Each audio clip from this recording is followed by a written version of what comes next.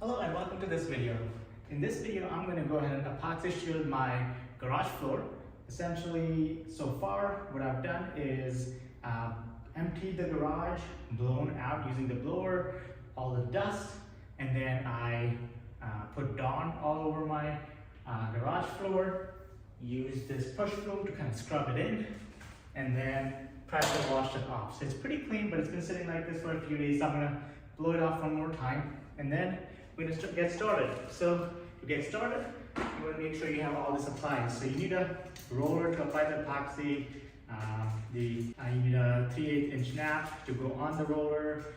This hole right here will attach to this roller to make it a roller I can use on the floor. This, I bought it off of Amazon. I'll leave a link to it in the description as usual. This is the 2.5 garage kit. So I have a 2-car garage.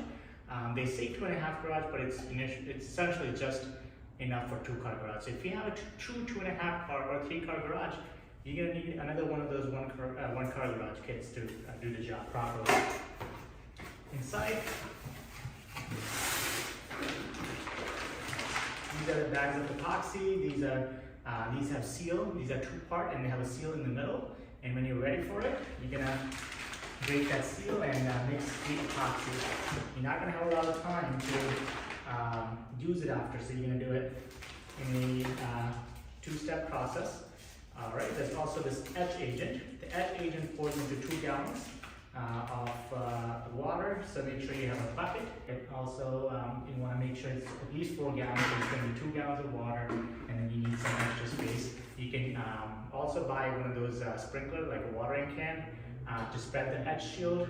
I don't have one of those, but I'm just going to use one of these jugs to spread that. These are the paint chips. So essentially, once you put the epoxy on, while it's still wet, you're going to throw some paint chips on there, and they give you a lot of paint chips, so it should be plenty for 2-car garage. Okay, so now I've kind of done a basic job of cleaning the garage floor. What we're going to do is get all of this off of the garage floor. We're going to mix it. I'm going to blow it one more time, blow the entire garage because it's been sitting here for 2-3 days drying, and I'm sure more dust has fallen. And then we're going to etch the floor. There are some minor cracks on the floor here. If you want to get rid of them, you could buy something called self-leveling sealer and apply it everywhere. You can see very minor cracks. I would advise you to use something like a flat metal edge to get stuff off of the floor. That's kind of hard to get off. You can use a metal brush, but if it's a flat surface like mine, it's easier to get certain things off the floor by just scraping them. So I went around and scraped various parts where there was stuff stuck, but I couldn't get it off easily with Dawn. When blowing out your garage, if you have any staircases, there's going to be a lot of stuff underneath it, so be careful and blow out most things from underneath. For example, this bump out here also has a little bit of gap in the bottom here, so you're going to make sure you blow all of that out because you don't want that stuff to get stuck to your epoxy. All right, let's get started with the etching process. Oh, of course, you're going to need a water source with a hose to keep the garage floor wet while you etch it. Let's go ahead and blow out the dust.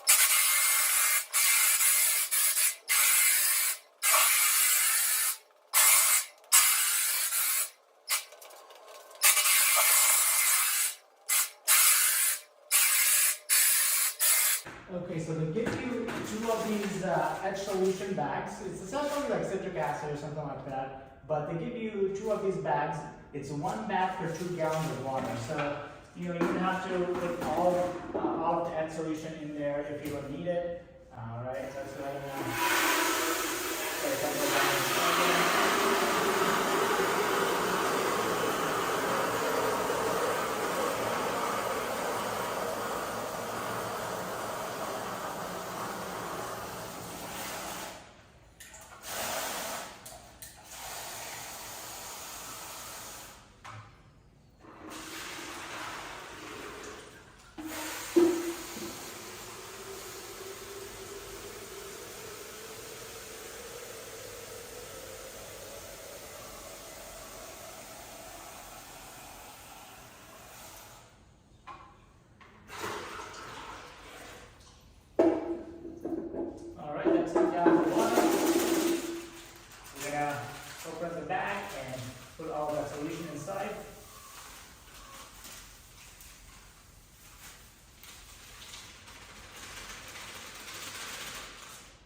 Be sure to wear gloves and eye protection when handling this solution because it is mildly acidic.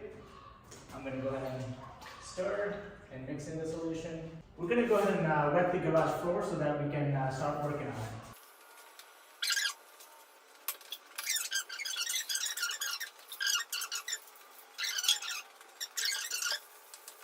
If you don't have a squeegee, you can also use a sponge brush to push the extra water out.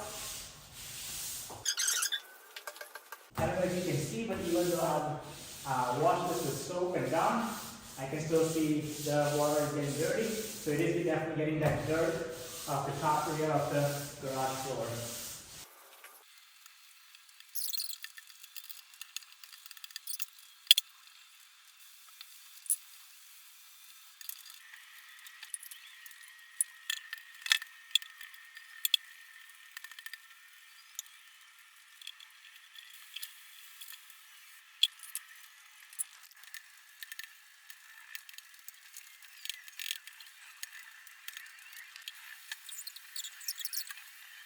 Okay, now for this last part of the garage, I have to move my cars back because you definitely don't want the ETCH solution on your paint or your clear coat. It might strip it, I'm not entirely sure. Make sure if you're taking breaks, putting your gloves back on. So I was able to etch my entire floor with just the one bag. But once it dries and if I feel this powdery stuff still on the garage floor, then I can etch it again.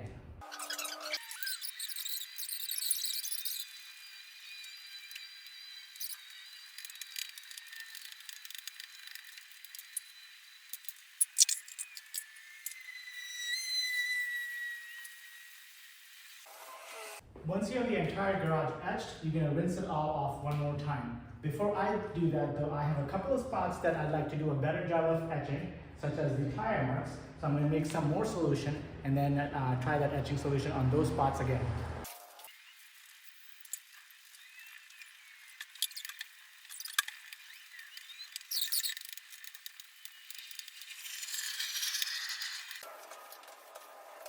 Alright, so I'm done with the etching process. I'm going to go ahead and rinse off the garage one last time. And then we're going to stop worrying about the little spots left behind because guess what? We're going to cover it all with epoxy, gray paint, and it's going to cover up all of these spots. Now once you're done with the etching process, if you have any cracks, this is the time to fill them in.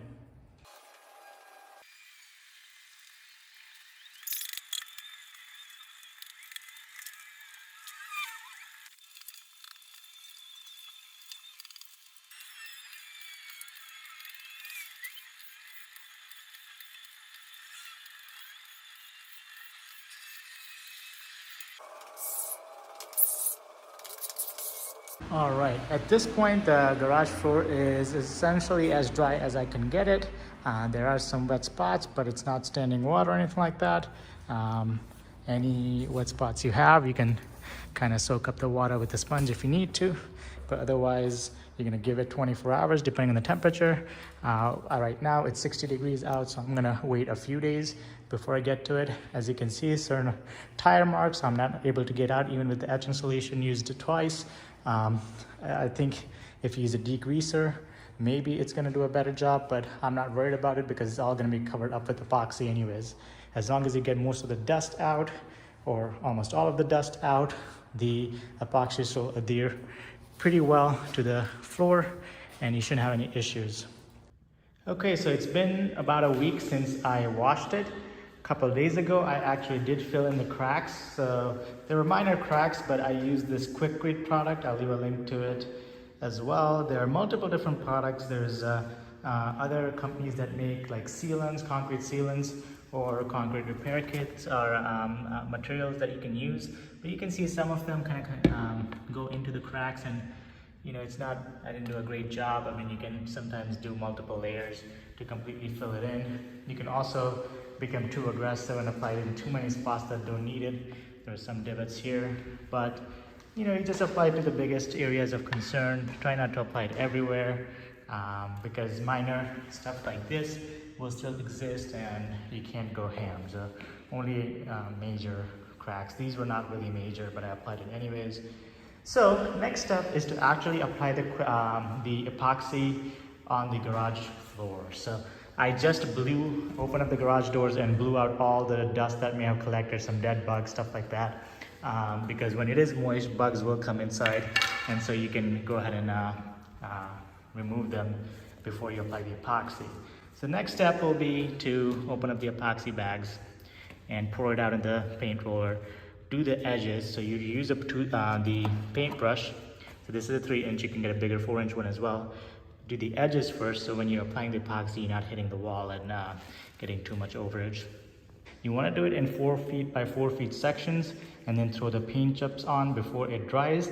So for example here, I would go to here, around to that spot, and then throw the paint chips on from here to there, paint chips right there, and then the last corner. So you do it 4-foot section there, then come out to the exit of the garage, okay? So you don't want to do too large sections because the paint chips might not stick and it might dry out. The reason I've kept the garage doors closed right here is because it's windy and it's fall, so there's leaves out there, and I don't want the dirt coming in as I'm doing this. As I get closer to the exit, I'll go ahead and open it up.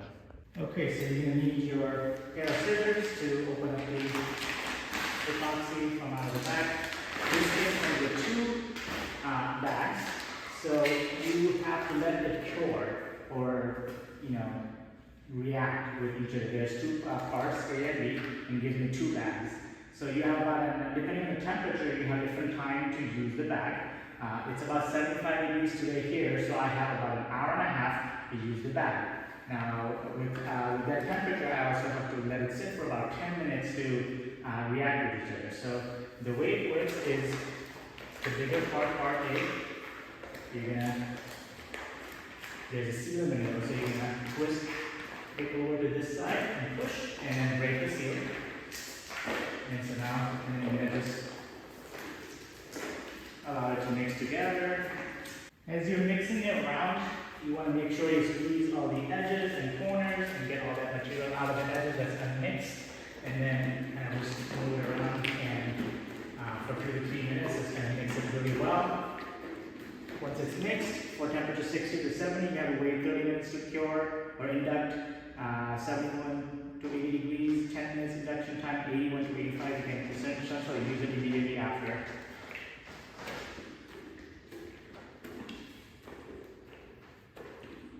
So don't open it until the induction time. Once it's done, then you can use scissors to cut a corner and pour it in there. It's been 10 minutes, so now I'm going to cut one corner and pour it in here. Now, I have about an hour and a half to use this product.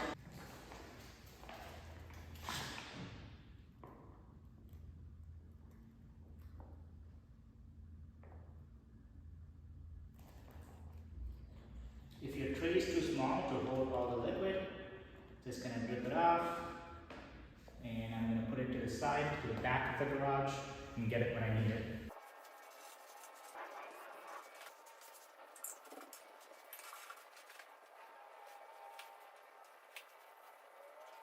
Okay, time to use the roller. So this is how far I've come. I'm gonna use it in an M pattern.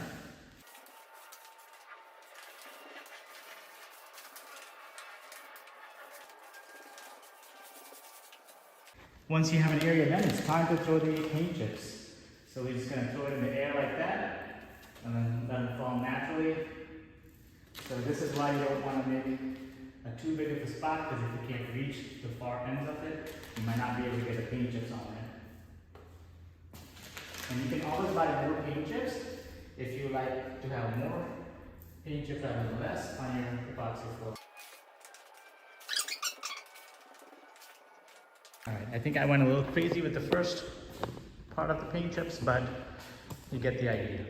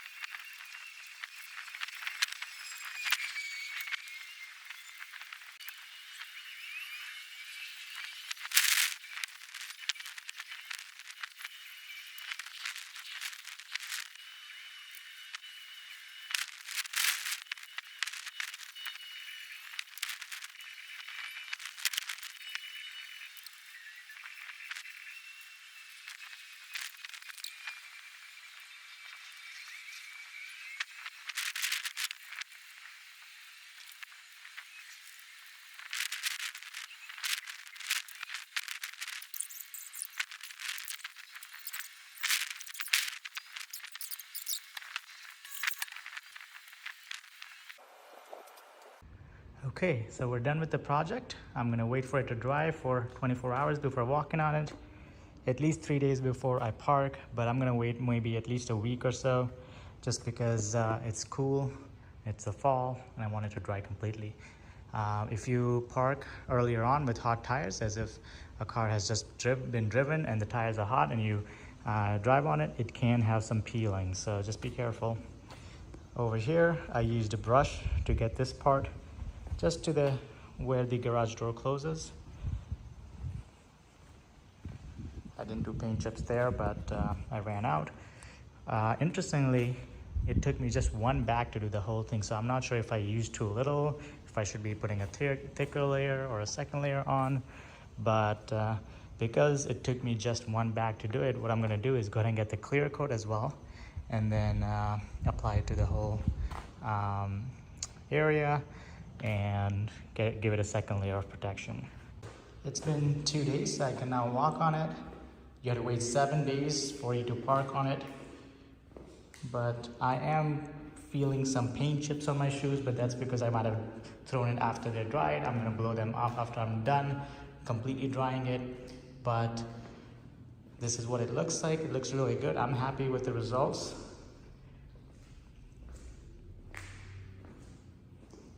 If you have any questions, leave in the comment section below. If you have any suggestions for my next project, I'll be happy to hear about them. If you found my video helpful, give me a like, subscribe to my channel, and I'll see you in the next one.